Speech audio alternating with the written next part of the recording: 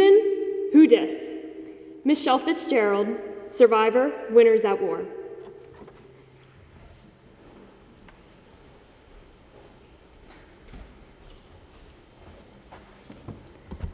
And Sheann's over there trying to make an alliance with a bush. Big Tom, survivor all-stars.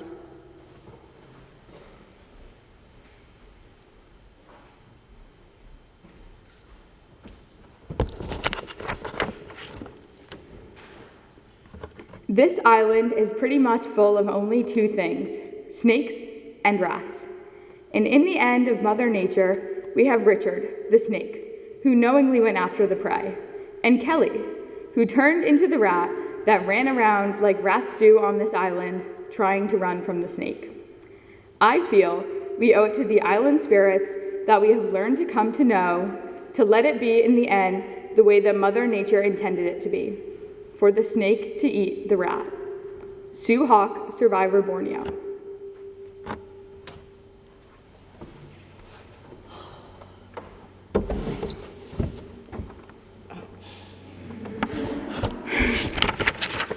Good morning.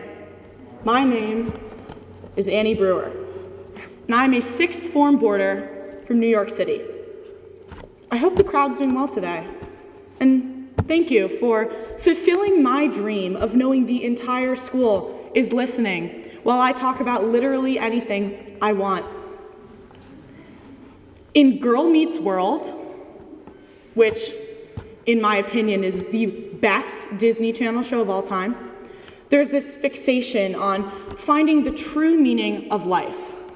That one sentence that will forever define how you live, why you live, where you live, and the rest of those question words they teach you in 5th grade history. Now for me, boiling down life into one phrase is near impossible because, as you all know by now, I am a woman of many words. Yeah, very many words. So many words I don't really know what to do with them.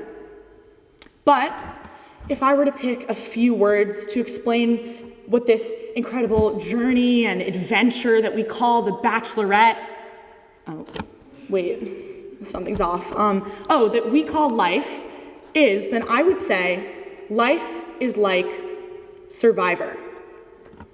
When I was 11 years old, I saw, for the first time, the most incredible experiment to be witnessed on national television, Survivor.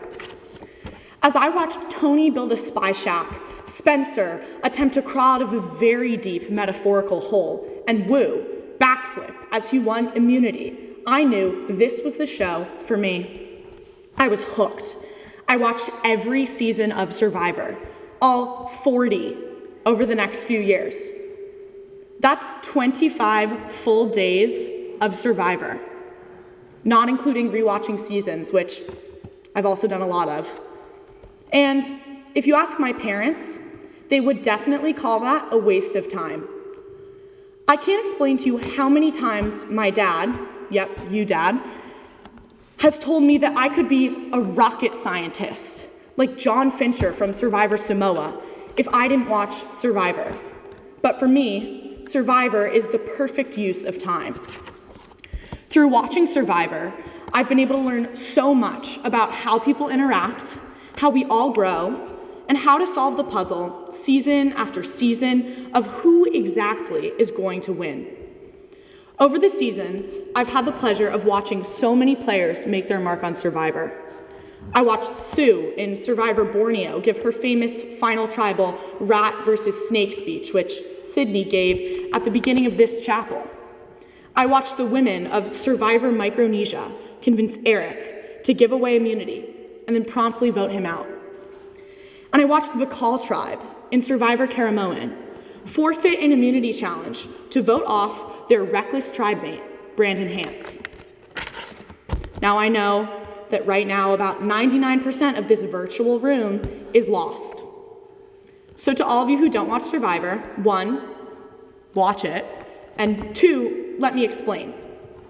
In its simplest form, Survivor is a competition game show where contestants, known as castaways or survivors, are split up into usually 2, sometimes 3 or 4 teams called tribes. Together, they are stranded in the wilderness to work together to survive for 39 days, while voting out their fellow castmates until only one sole survivor remains. The 2 tribes compete in immunity challenges where the losing tribe goes to tribal council that night. At tribal council, tribe members discuss in open forum, moderated by the incredible host Jeff Probst, and then vote off one of the people on their tribe by secret ballot. About halfway through the 39 days, the 2 tribes become one tribe in the merge.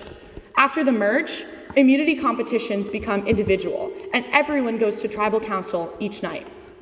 In the end, 2 or 3 finalists make their case for why they should win the title of sole survivor and the $1 million prize that comes along with it in front of a jury made up of the people they voted out. Crazy. I know. So you're probably still confused. How can this be the simple explanation of survivor, you ask? Well, it definitely is. Because from here, Survivor gets even more complicated. Twists in the show include hidden immunity idols, rewards, secret advantages, fire-making, tie-breaking competitions, tribal swaps, and so much more. As the show has aged, the game aspect has become extremely complex. Survivor went from being a simple social experiment about stranding 16 strangers on an island to an insane show where winning can come down to building a spy shack in the trees and a make-it-or-break-it fire-making battle. I mean, no joke, that is literally how Tony Vlachos just became the second 2-time winner.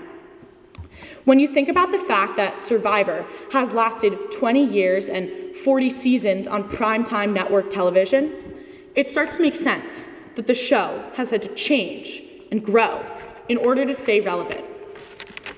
A show airing in 2000 had a completely different audience, an audience comprised of the older generation, an audience that was used to slower-paced action. But now, with streaming, social media, and the instant gratification of TikTok, Survivor has to be fast-paced, chaotic, and energized. And so Survivor has done it. The show as a whole has grown up with the world around it. While Survivor as a show has grown and changed over the course of many seasons, players competing on the show also grow and change over the course of their 39 days playing Survivor. One of my favorite Survivor players, Sari, made her 4 seasons of playing Survivor a journey about personal growth. She went from being the nurse who got up off the couch to go play Survivor to becoming the ultimate Survivor legend, who made incredible moves all through her savvy strategy and impeccable social game. So many Survivor players come out of the show thankful for the experience and value it more than the $1 million. Survivor is so often a catalyst for personal growth that all people experience throughout the journey of life. 17-year-old Annie is a whole lot more complicated than little 4-year-old Annie, who truly only cared about peanut butter, stuffed animals, and comfortable fashion. I'm talking long basketball shorts, Crocs, and a rainbow tie-dye cape. I mean, yes, peanut butter, stuffed animals, and comfortable fashion are still very important to me, but I've become so much more.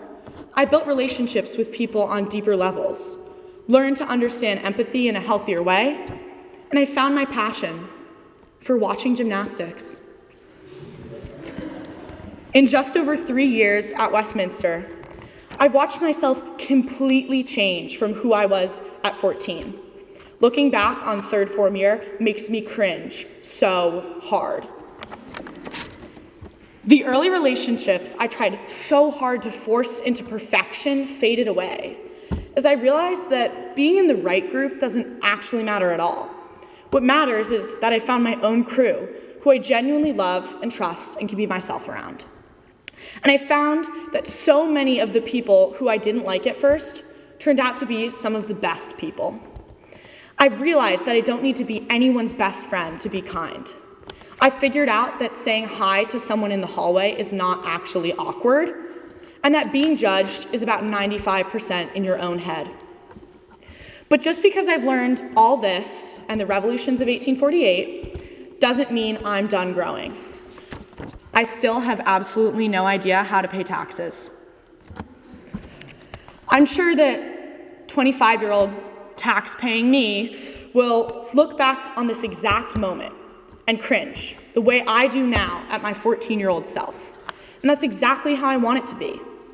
Now, to take it back to Survivor, I've told you all about what the show is and how much the show and the contestants grow. But perhaps the most important thing you need to learn is how to win.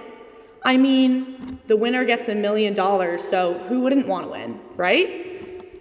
Winning Survivor does not take one skill or one trait. While certain types of players win Survivor more often, literally any kind of person can win if they play to their strengths. Cochran, Kim, and Michelle, on paper, have almost nothing in common, but all three were able to win Survivor. Cochran is the ultimate Survivor nerd. Kim is seemingly the whole package: athletic, strategic, and social. And Michelle, well, Michelle is just a fun time. But all three of these people played into their strengths to win the game. And that's what's most important in Survivor and in life. Play to your strengths, know your weaknesses, be adaptable, forgive people, and move forward. Never give up, even when things look extremely bleak. And remember, timing is everything. None of us know exactly where life is taking us. I'd never even heard of boarding school except for Hogwarts and PCA until I was 10 years old. But look at me now. I'm less than a year away from graduating from one. I, along with the rest of the world, was shocked last March when a global pandemic shut down everything and made masks the new norm. I had always looked forward to my junior year lawn ceremony, senior year Tight and Bright dance, and gathering in WCC to watch the fire safety video about Mikey the Duck one last time. I took for granted being jam-packed like sardines in the trophy room, long dinners at crowded tables in the dining hall, and hugs. But things changed, and we've all learned to roll with the punches. Even though I wish I could have had a lawn ceremony and a normal senior year, watching Westminster as I knew it slip away has left me so much more grateful to be here. It's made my relationships so much stronger, solidifying friendships that I'm now sure will last a lifetime. And it's left me knowing now, more than ever, that this place has made a forever impact on who I am. We don't know the twists and the turns that lie ahead. We don't know when or where or who will change our lives for the better or the worse.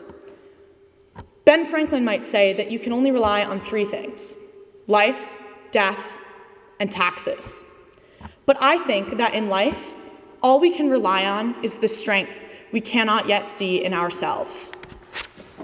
In Survivor, when you come back from tribal council after watching your closest ally get voted out, you have two choices. You can become a sitting duck, waiting until the next tribal where you will inevitably be voted out, or you can breathe, regroup, and do everything in your power to find a new way to win the game. So the next time you face a challenge, whether it be an AP class, a varsity team tryout, or attempting to watch all 10 seasons of Real Housewives of Beverly Hills in less than a month, put on your comfortable wardrobe, eat a spoonful of peanut butter, surround yourself with your most supportive stuffed animals, and give it your all. In life, and in Survivor, it's always important to play for the win, to put in all your heart and soul and give things everything you have. And maybe, if you're lucky, everything will fall into place. Finally, I'll leave you with the wise words of Ozzie Lust. Survivor is a beautiful microcosm of the world. Thank you.